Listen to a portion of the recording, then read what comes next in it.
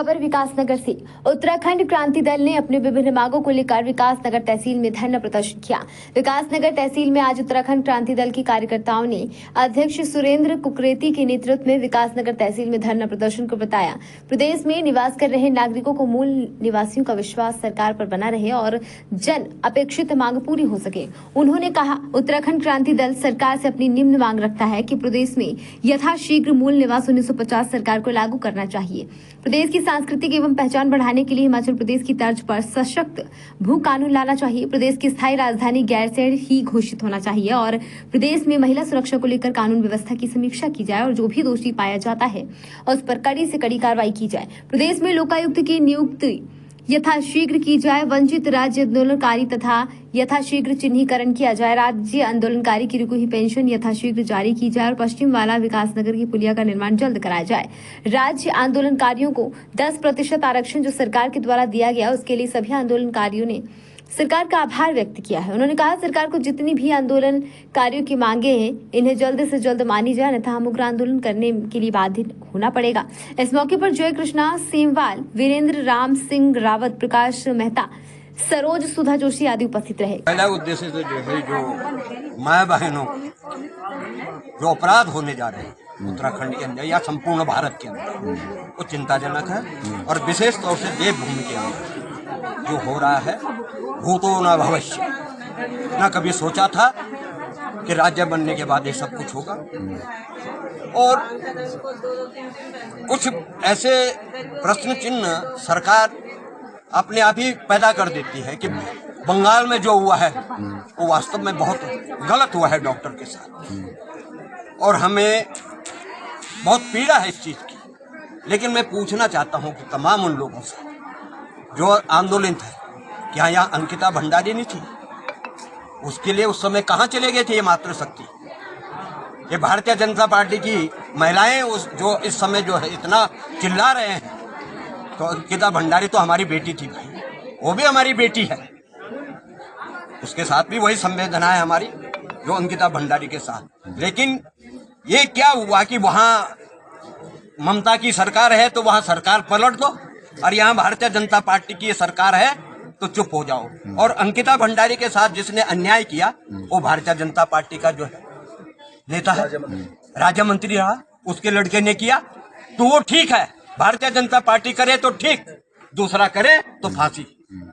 और वो भी नहीं है, हम तो कह रहे हैं कि सरेआम जो है चौराहे पे फांसी पे लटका दिया जाए ऐसे लोग।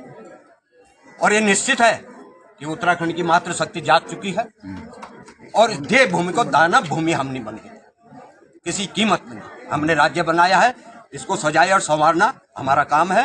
मातृशक्ति हमारे साथ है और जहां मातृशक्ति साथ में हो जाती है, राज्य बनाने में हमारे साथ थी तो राज्य बना और राज्य को संवारना और सजाना अब हमारा काम है। यहाँ से इस तरह के जो पैदा हो रहे हैं, यहाँ जो लोग बाहर से आके दानव पैदा हो गए हैं, उसको उत्तराखंड की धरती से बाहर करना अब हमारा एक लक्ष्य है और इसे हम बाहर करके ही रहेंगे। ऐसे दूसरा भू कानून, मूल निवास भू कानून, धारा 371 की अगर हम बात करते हैं तो हमारा पड़ोसी राज्य है हिमाचल, वहाँ धारा 371 है। भारत का संविधान हमें इजाजत देता है, राज्य सरकार को इजाजत देता है कि आप अपनी सुविधा के अनुसार धारा 371 लगा सकते हैं। भाई क्यों नहीं लगा रहे? हम ये कह रहे हैं कि आप भू कानून भी ना लगाइए, आप मूल निवास भी ना करिए, आप धारा 371 यहाँ लगा दीजिए। बाहर का आदमी ना यहाँ नौकरी करे और बाहर का आदमी ना यहाँ जमीन खरीदे, अपने आप हो जाएगा।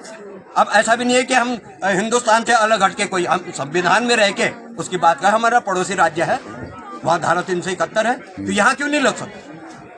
ये साजिश के तहत जो है संपूर्ण उत्तराखंड को लूटा जा रहा है और हमें देख रहे हैं। आप क्या चाहते हैं? हम ये चाहते हैं कि धारा 371 यहाँ लागू हो, मूल निवास यहाँ लागू हो और हमारा जो हक हुकूक है उसमें डाका, बाहर का आदमी डाका, और हमारे जो नौनिहाल है उनका मुंह का ग्रास छीन के जो है बाहर के लोगों के बच्चों के मुंह में न डाला। हमने जो राज्य लिया है, हमने यहाँ के बच्चों, चाहे हिंदू है, मुसलमान है, सिख है, ईसाई है, उत्तराखंड का होना चाहिए। उनके लिए जो है ये राज्य हमने लिया है, न कि बाहर के लोगों के लिए। 10% आरक्षण, क्षैतिज आरक्षण लागू किया है आंदोलनकारियों को, क्या सहमत हैं? नहीं, देखिए हम तो तब भी ये पहले हो गया था। ये तो तथाकथित कुछ लोग हैं कोर्ट में चले गए हमारे खिलाफ, 13 साल बाद जो है हमें न्याय मिला है, जब हम लड़ते रहे। दूसरा एक बहुत बड़ा मुद्दा हमारे पास है। देखिए, हम ये नहीं कह रहे हैं कि हमें पेंशन चाहिए उसके लिए हम लड़ाई रहे, लेकिन अगर सरकारों ने ये शुरू कर दिया है कि सम्मान मिलना चाहिए पेंशन के रूप में, तो हमारी तमाम मातृशक्ति जो रह गई है, जो वास्तविक आंदोलनकारी है, वो तो रह गए। भाई हम लोग जेलों में थे तो आंदोलन किसने लड़ा? जो बाहर रह गए। भाई मान लीजिए कुकरेती नेता था, भाई वो 31 दिन जेल में रह के गया। अब मैं तो जेल में रहा, मैं नेता बन गया, आंदोलनकारी बन गया, और जो सड़क पर रहे वो आंदोलनकारी। तो आंदोलन उन्होंने लड़ा कि जब हम जेल में थे और जो लोग सड़कों पे थे यहाँ, वो थे आंदोलनकारी। ये जो धरना प्रदर्शन है कब तक चलता रहेगा आपका? ये तो निरंतर, जब तक न्याय नहीं मिलता इस राज्य को, लूट खसोट जब तक पूरी नहीं होती। अब ये राजधानी का मसला ले लीजिए, मैं क्यों नहीं क्लियर करते? तुमने देहरादून बनाना, अगर हिम्मत है तो बना दो देहरादून ना, क्या दिक्कत है? अगर हम पे हिम्मत होगी तो हम लड़ लेंगे सरकार से। अब क्यों इतना पैसा वहां बर्बाद किया जा रहा है? हेलीकॉप्टर भी जा रहे हैं, पिकनिक मनाने जा रहे हैं, दारू की बोतलें वहां खुलती हैं, रात को जो है वहां सब वो काम होते हैं जो नहीं होने चाहिए इस देवभूमि के अंदर। खबर भारत पोस्ट के लिए विकास नगर उत्तराखंड से गज मफर की रिपोर्ट। अपने शहर, अपने प्रदेश की ताज़ा खबरों के लिए लाइक करें, शेयर करें, सब्सक्राइब करें और हाँ, बेल आइकन दबाना ना भूलें, क्योंकि खबर हमारी, फैसला जनतंत्र का।